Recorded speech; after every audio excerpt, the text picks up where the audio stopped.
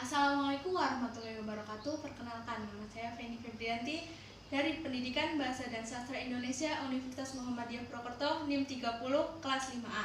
Di sini saya akan menjelaskan mengenai materi pragmatik. Pragmatik adalah kajian mengenai hubungan antara bahasa dengan konteks yang menjadi dasar dari penjelasan mengenai pemahaman bahasa. Dalam pragmatik mengkaji antara lain yaitu deksis, implikator, peranggapan, tindak tutur, dan aspek-aspek struktur wacana.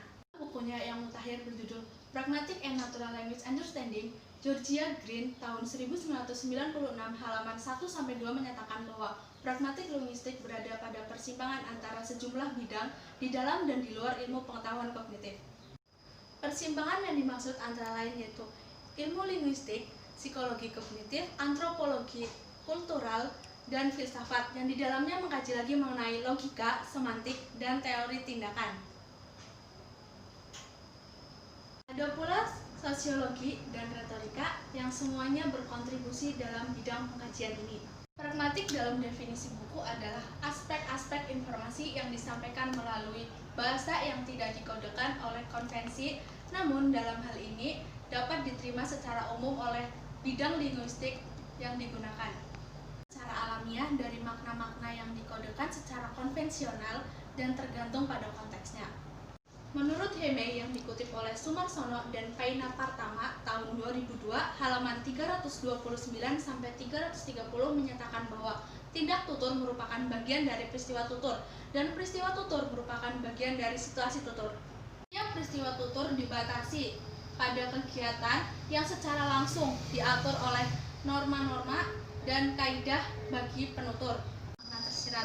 Menurut Ihsan tahun 2011 halaman 93 menyatakan bahwa makna tersirat atau implicit meaning atau yang biasa kita sebut sebagai implikator adalah makna atau pesan yang tersirat dalam ungkapan lisan atau wacana tulis.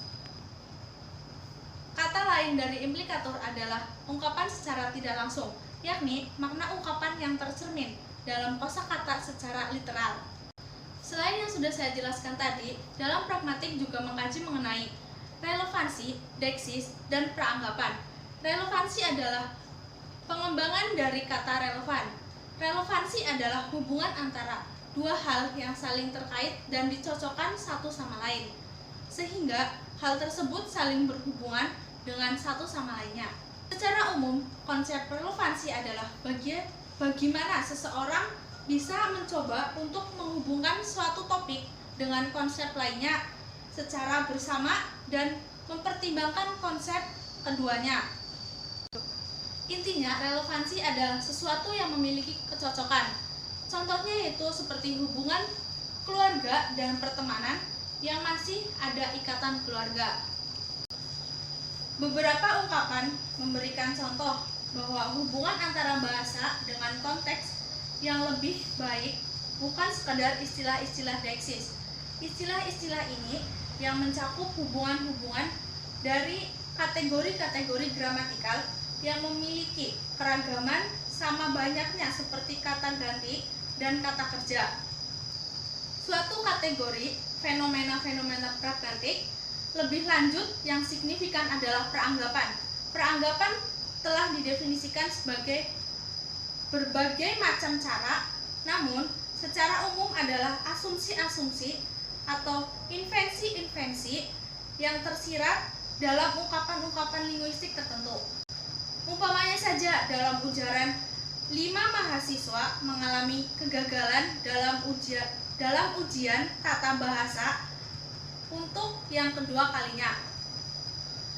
Kata bahwa 5 mahasiswa berusaha agar tidak gagal dalam ujian tata bahasa jelas bukan merupakan bagian dari makna ujaran ini.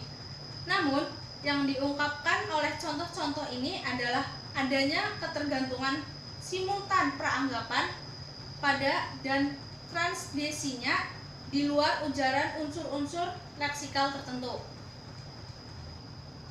Terima kasih yang dapat saya sampaikan. Wassalamualaikum warahmatullahi wabarakatuh.